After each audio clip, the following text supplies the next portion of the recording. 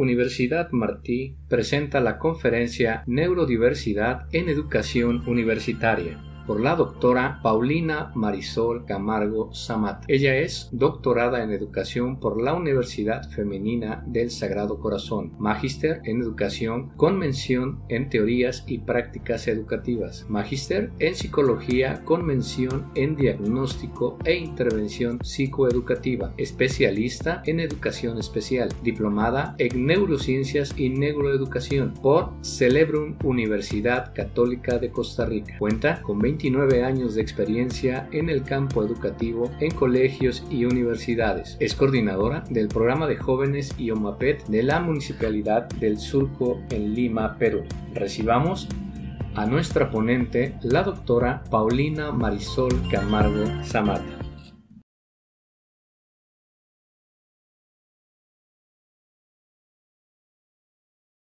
Muy buenas noches. ¿Se ve, por favor? Sí, muy bien. Muy buenas noches. Ante todo, un agradecimiento especial para la doctora Erika Rodríguez, que nos ha hecho la invitación y nosotros muy al servicio de ustedes, desde acá, desde Lima, Perú, estamos compartiendo o vamos a compartir nuestros conocimientos. Muchísimas gracias, doctora Erika Rodríguez, por permitirnos transmitir estos conocimientos que tenemos.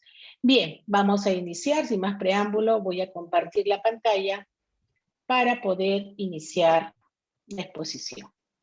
Bien, el día de hoy vamos a hablar un poquito de neurociencia, la neurodiversidad de lo que es en la educación universitaria.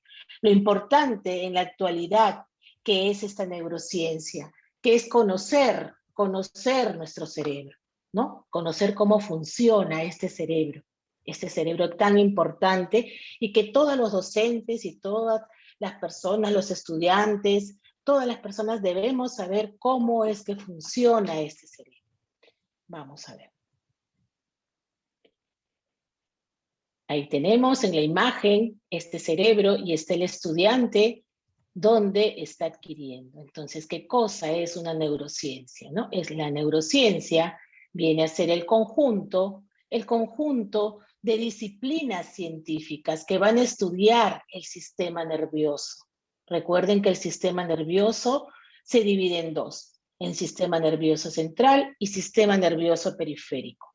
¿Y con qué fin van a estudiar estos? Con el fin de acercarse a la comprensión de estos mecanismos que van a regular el control de las reacciones nerviosas y del comportamiento del cerebro.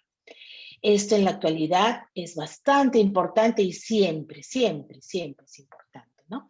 Es por ello que la neurociencia debe ser estudiada de manera integrada y complementaria, con el fin de comprender la complejidad del cerebro, ¿no? Ya hemos recordado que el sistema nervioso central es la base central y se divide en dos, en dos partes, ¿no? Sistema nervioso central y sistema nervioso periférico.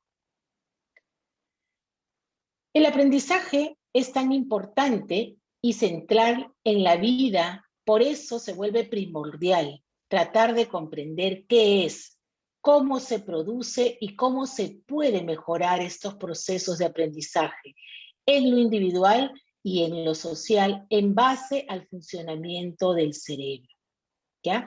Todas estas partes son importantísimas, son primordiales para entender esa diversidad, cómo las personas aprenden de acuerdo a su estilo, a su ritmo de aprendizaje. Cada ser humano es totalmente diferente, es un mundo aparte. Entonces tenemos que entender ese ritmo que tiene cada estudiante universitario o cada estudiante en general. Neurociencias e inclusión. Qué importante, ¿no? Qué importante es esa parte de inclusión, que a veces la sociedad pone esas barreras. Vamos a revisar. Aprender es un proceso por el cual adquirimos una determinada información y la almacenamos para poder usarla en un momento determinado, ¿no? Todo lo que aprendemos, luego en el momento que tengamos esa necesidad de utilizarla, lo estamos haciendo efectivo.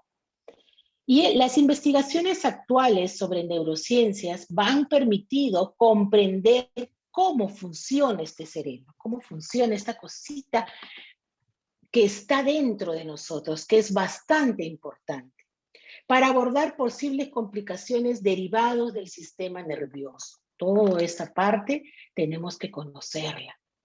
El sistema nervioso humano tarda muchos años en madurar y tiene una compleja herencia genética, ¿no? Definitivamente en la figura observamos esto.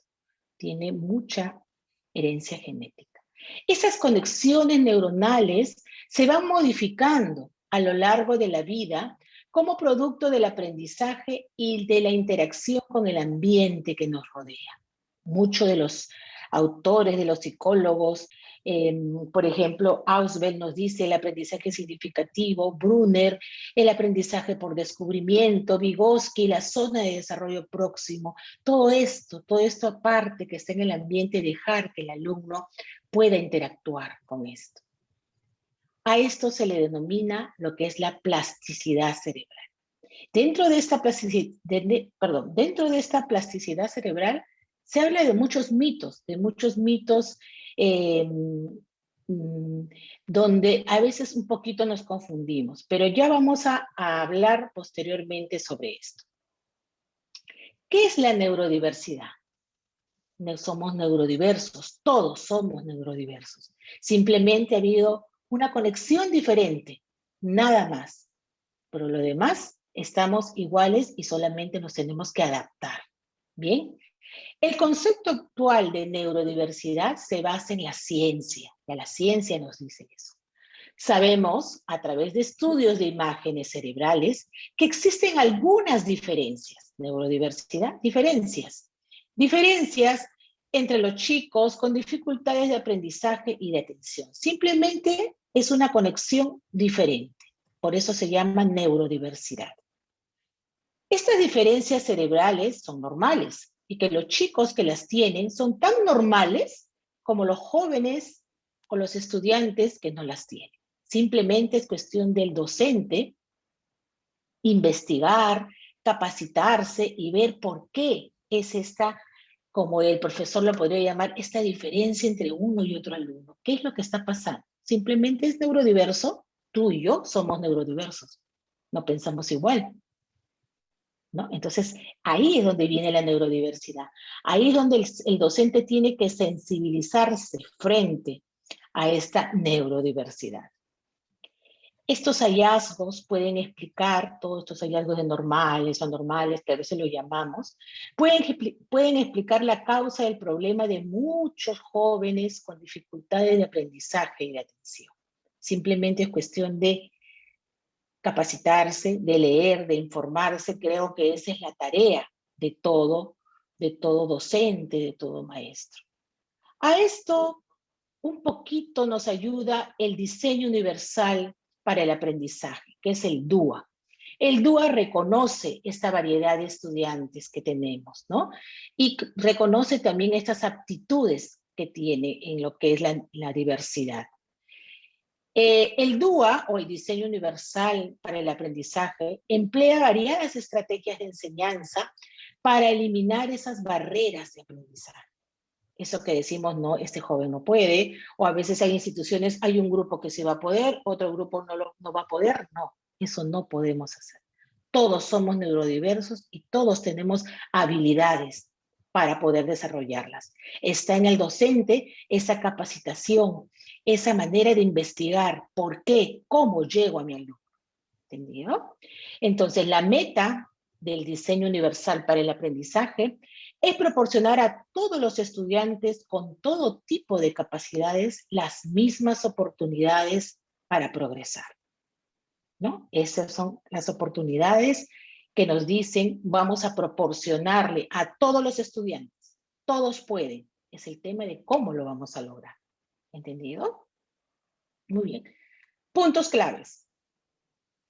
La neurodiversidad puede ayudarlo a usted a entender las dificultades como diferencias en lugar de deficiencias. El diseño universal para el aprendizaje, el DUA, es un método de enseñanza que apoya la neurodiversidad y apoya todo eso, nos hace un poquito conocer, estar como docentes más tranquilos de lo que estamos haciendo. ¿Por qué mi alumno no aprende? ¿Qué es lo que tengo que aprender? ¿Qué es lo que tengo que reaprender? ¿Mm? Uno de los objetivos de la neurodiversidad es proveer el apoyo que los niños aprendan de manera diferente. ¿Qué necesitan para que ese joven, para que ese estudiante, para que esa persona pueda aprender? La neurociencia destaca que la cognición, ya sabemos que la cognición es la parte de la inteligencia, que es un concepto multidimensional. Por eso, un mismo ambiente de aprendizaje debe llevar a todos los estudiantes a explorar, a pensar y a expresar sus ideas a través de la participación activa del educando, logrando afianzar sus habilidades y destrezas. Eso es lo que nos dicen los psicólogos, ¿no? Déjalo al alumno que se explaye, que descubra, que haga un aprendizaje por descubrimiento y que al final llegue a un aprendizaje significativo, que cuando tenga esas dificultades durante todo el proceso de su vida o cuando le hemos enseñado algo de ingeniería y cuando ya tenga el problema, como él lo ha vivido, como él lo ha descubierto, él lo va a lograr hacer esa solución, va a lograr hacer un excelente profesional. Entonces debemos afianzar esas habilidades y esas destrezas. El docente universitario parte de lo que el estudiante conoce, de sus intereses. Dada la singularidad de cada estudiante universitario, la diversidad es la regla. Tengo alumnos diversos, tengo alumnos diferentes. Ahí está mi reto. ¿Cómo voy a llegar a Manuel? ¿Cómo voy a llegar a Julio? ¿Cómo voy a llegar a Marisol? ¿Cómo voy a llegar a Erika? Entonces tengo que tener todo ese conocimiento. El derecho universal a la educación obliga a repensar las prácticas docentes en el contexto de la educación inclusiva. ¿Entendido? Eso lo tenemos, creo, muy en claro en todos los lugares o en todos los países. Los buenos maestros utilizan estrategias didácticas que incluyen a todos sus estudiantes, respetando su singularidad, su diversidad de aprendizaje. Y aquí viene la ciencia de la educación, las neurociencias e inclusión, entre otras, van a ofrecer un marco de referencia para revisar e innovar esas prácticas, ¿no? Ahora que estamos en todo el tema de lo que es la virtualidad, cómo el docente se tiene que llenar de diversas estrategias para poder llegar. Ahí me cojo de la gamificación, cómo esa gamificación tiene que llegar a mi estudiante, cómo tiene que participar, qué es lo que le interesa. Es un reto para nosotros, definitivamente. Para asegurar la accesibilidad de un entorno, se recomienda darle una revisión a esos principios del diseño universal para el aprendizaje, incluirlos en todo lo que es una programación. En algunos centros de investigación educativa se está indagando acerca de este diseño universal del aprendizaje. Esto es, llevar a la accesibilidad al currículum. Y una de las características del currículum es la flexibilidad. La inclusión está centrada en el alumno e invita a pensar un aula donde todos se sientan bienvenidos. Qué lindo, ¿no? Llego a un lugar, cuando hemos estado, por ejemplo, en reuniones con la doctora Erika, con todo el equipo para poder preparar estas exposiciones, nos sentíamos como en casa, porque la bienvenida y la acogida, seas del país que seas, era todo agradable. Como que nos conocíamos, como que compartíamos. Eso es lo que queremos, que el alumno se sienta que es bienvenido. Es necesario diseñar estrategias didácticas adecuadas para asegurar aprendizajes significativos, trayectorias educativas realistas. Ese aprendizaje tiene que ser significativo, como nos habla Ausubel, ¿no? Que logre ser un aprendizaje significativo para que posteriormente sea utilizado a una resolución de problemas. ¿Bien? Ajá, acá, la emoción. La emoción es fundamental en el aprendizaje, para quien enseña y para quien aprende. Si tú estás emocionado, Si tú logras que tu alumno se emocione en ese aprendizaje, es más factible, el camino es más fácil para que el alumno adquiera esa información que tú quieres conseguir. La emoción. La emoción es algo que está dentro del cerebro y que te hace caminar y ver las cosas positivas. ¿Entendido? Emociónense cuando estemos en las aulas. Emociónense cuando den una sesión de aprendizaje. Van a ver que los alumnos van a cambiar, que los estudiantes van a aportar, van a participar. Es bastante importante lo que es la emoción. Las emociones son respuestas, son reacciones que experimentamos y dependen de varios sistemas cerebrales. Se activa, me emociono, participo. Vamos a ver la reacción del docente, esa participación, cómo la logro dominar, cómo la logro aceptar, cómo la logro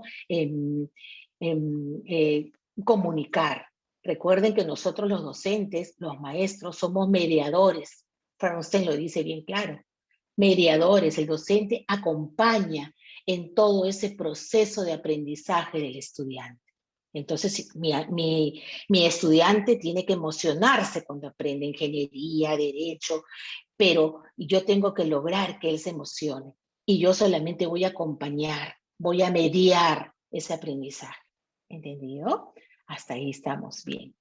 Esta reacción o respuesta emocional se suscita ante determinados estímulos que de acuerdo a nuestro desarrollo evolutivo y cerebral pueden ser estímulos internos o estímulos externos. Estímulos que el profesor, que el docente, que el mediador, estamos hablando ya de un mediador, ocasiona, ¿no? Y de que un mediador hace que el alumno se emocione, pero para que el alumno se emocione, el profesor tiene que estar activo, ¿no? Tiene que participar, tiene que lograr que su alumno se integre. Y si no lo está logrando, es ahí el problema. ¿Qué pasa? ¿Qué es lo que no sucede? ¿Qué es lo que está pasando que no estoy transmitiendo mis conocimientos? Vamos a recordar bien en claro, somos mediadores, acompañamos el proceso de aprendizaje del alumno. El alumno es el protagonista de su aprendizaje. Eso lo tenemos que tener muy, muy en claro. Los maestros de hoy tenemos una gran tarea. Enseñar a los estudiantes a afrontar nuevos retos, sobre todo en este momento con toda esta pandemia, ¿no? ¿Cómo tenemos que enseñar? Tenemos que enseñarles a los estudiantes que esto no nos va a detener, que son retos que lo vamos a lograr, vamos a superarlos. Retos que transformen el cerebro de los estudiantes, ¿ya? Vamos a hacer que con esa emoción que hagamos, aunque sea detrás de la pantalla, que ellos se motiven, que ellos esperen esa sesión de aprendizaje que vamos a impartir. Para ello debemos aprovechar todas las herramientas que ofrece la neuroeducación para enseñar mejor, teniendo en cuenta la diversidad de los estudiantes y las dificultades que puedan presentar. Dentro de esto tenemos la gamificación, cómo entro, cómo el alumno participa en un Kahoot, en un Mentimeter, cómo ellos se emocionan a la sesión de aprendizaje que está llevando a cabo el docente, el maestro, el catedrático universitario. Los educadores tienen que reaprender, tenemos que reaprender y saber cómo los estudiantes universitarios aprenden, teniendo en cuenta la diversidad, con la mirada de que los estudiantes lleven a cabo investigaciones que aporten a la sociedad.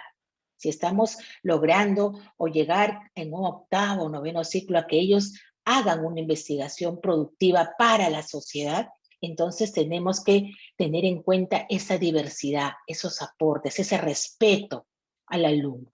¿Entendido? Puntos finales. Educación en emociones, educar en emociones y reconocer el factor motivacional en los procesos de aprendizaje. ¿Ya? Recuerden, si yo me emociono, el alumno se emociona y todo sale positivo. Entonces debo emocionarme, debo saber un poquito cómo funciona ese cerebro, cómo tengo que activar esas neuronas de los alumnos, ¿ya? Se hablan bastante de unos neuromitos, ya en algún momento se los voy a comentar. Observar los intereses y habilidades de cada alumno para guiar y orientar hacia la autonomía. ¿Entendido? Voy a observar cómo los alumnos están aprendiendo, qué intereses, a dónde se inclinan, cuál es lo que ellos desean. ¿Entendido? Crear ambientes donde estimulen al descubrimiento de la investigación. Ahorita debe haber mucha investigación. Anteriormente hemos tenido una excelente exposición sobre esta vacuna, cómo eso lo lleva a investigar. Y nuestros alumnos en nuestras aulas aquí en la Universidad Martí sé que lo están logrando. Entonces, creemos esos ambientes donde los estimulen al descubrimiento de la investigación. ¿Cómo? Con la emoción. Estimulémoslos. Estemos ahí pendientes de ellos. Recordar que somos mediadores. Los maestros deben tener sensibilidad hacia el estudiante de educación superior, reconociendo que como ser humano se encuentra en proceso de construcción, desarrollo y de adquirir aprendizajes. Sé que la Universidad Martí ha puesto por eso que nuestros alumnos están bien atendidos en esa parte. Por eso es que nuestra invitación que hacen y la búsqueda que hacen de todos los especialistas de todos los países para poder llegar a ustedes con humildad, con sencillez, a que todo esto sea difundido, ¿no? Vamos a estudiar posteriormente lo que es el cerebro y todo eso. Muy bien, les voy a compartir un video y vamos a estar bien atentos. Neurodidáctica y da clases en la Universitat de Barcelona. Es muy importante tener en cuenta, ¿no?, el desarrollo del cerebro con el aprendizaje y saber ir adaptando, ¿no?, a cada edad la mejor circunstancia, ¿no?, para que ese aprendizaje sea más óptimo. El objetivo de la neurodidáctica es trabajar con todo el potencial de nuestro cerebro, ¿no? Sacarle el máximo partido al cerebro que está a nuestras órdenes. Pues para aprender tenemos dos grandes aliados, ¿vale?, que son todo nuestro tejido neuronal, todas nuestras neuronas, y tenemos nuestras ganas de aprender, ¿vale? Es fácil aprender si la enseñanza ofrece los estímulos intelectuales que necesita nuestro cerebro. Su capacidad está genéticamente programada, pero el entorno determina qué aprendemos y qué talentos desarrollamos. Anna apuesta por descubrir qué es único en cada estudiante. Tendríamos que partir de eso, de trabajar la potencialidad de la persona, ¿no?, en qué es buena, ¿no?, qué talento tiene, ¿no?, y a partir de ahí, ¿no?, trabajar todo lo demás. Y romper, eso sí, ese tópico, ¿no?, de centrarnos solo en el déficit de la persona, ¿no?, y trabajar más sobre el potencial, en qué es bueno. Este pañuelo rojo está en el centro, ¿verdad? Pues mira. Ese es el objetivo de este instituto en Santa Coloma de Gramenet, en Barcelona. Aquí potencian el desarrollo de las capacidades individuales de cada alumno. Se me acercó y me dijo, ¿te gusta la magia, verdad? Sí, claro. Llevo muchos años que me encanta. Taller de magia, a alguno le puede parecer que es una actividad complementaria, de ocio, ¿no? ¿No? Es decir, cuando estás realizando un taller de magia estás trabajando muchísimas habilidades que en el escenario de una clase habitual no desarrollas, ¿no? Nosotros hemos tenido la experiencia en este centro de alumnos que tenían enormes dificultades en la clase ordinaria, sin embargo, han demostrado una competencia enorme desarrollando trucos de magia. Cuando han cogido confianza en sí mismos, pues después automáticamente hemos empezado a ver que mejoraba en todos los terrenos, ¿no? Si un alumno tiene interés en algo, no se le debe decir esto no toca o esto lo haces mal. Eso podría frenar el talento innato. El error nunca puede ser entendido como un fracaso, ¿no?, sino que el error forma parte de un proceso de aprendizaje. Los inventores lo tienen claro, ¿no?, esa base de ir probando y probando y probando que se acaba encontrando el descubrimiento, el invento, ¿no? Pues el aprendizaje también tendría que tener en cuenta, ¿no?, que el error forma parte de ese proceso. Ahora pensar cómo podemos clonar una planta. Pensar con él. Hay hormonas. ¿Sí? Así que no se debe generar temor al fracaso, sino reforzar las expectativas de éxito. La recompensa hace que el cerebro funcione mejor. Hay una íntima relación entre el aprendizaje y el placer. Nuestro cerebro entiende que esa situación es agradable y pone a todo nuestro cuerpo en una situación agradable. En esa situación agradable, pues eso, ¿no?, segregamos toda una serie, ¿no?, de hormonas que nos hacen sentir mejor. Si nos sentimos mejor, aprendemos más y mejor. Si un estudiante resuelve por iniciativa propia un problema difícil, el éxito le proporciona una sensación de felicidad. Aumenta la secreción de dopamina que provoca placer y ganas de más. Por ejemplo, cuando uno cree que ha olvidado las clases de inglés, basta oír la canción favorita de los Rolling Stones para que vuelva la letra. Así que se aprende mejor cuando hay un componente emocional. Cada vez conocemos mejor nuestros procesos mentales, ¿no? Y cómo hemos de trabajarlos. Y yo creo que tengo muchas esperanzas, ¿no? Por ejemplo, en las aportaciones de las neurociencias en este sentido. La pedagogía del siglo XXI no es la del siglo XX. Se está avanzando en el conocimiento del cerebro y por eso hay que impulsar el diálogo entre la neurodidáctica y educación, entre ciencia y política educativa. There are all kinds of prizes with double awards for twins. Two can have twice as many chances. Muy bien, muy bien. Entonces ya con este video cerramos esta forma de cómo estamos compartiendo y recordar lo que nos dice Ana Forés, ¿no? Hemos trabajado mucho con Ana Forés, con Jesús Guillén. El error forma parte de este proceso, ¿no? De este proceso, mientras a medida que vamos conociendo puede haber algunas dificultades en todo este proceso de aprendizaje. Desde Perú les mando un saludo muy sincero y agradezco a la Universidad Martí y a la doctora Erika Rodríguez. Y sé que todo este proceso de aprendizaje la Universidad Martí lo está logrando. Los felicito desde ya y muchísimas gracias.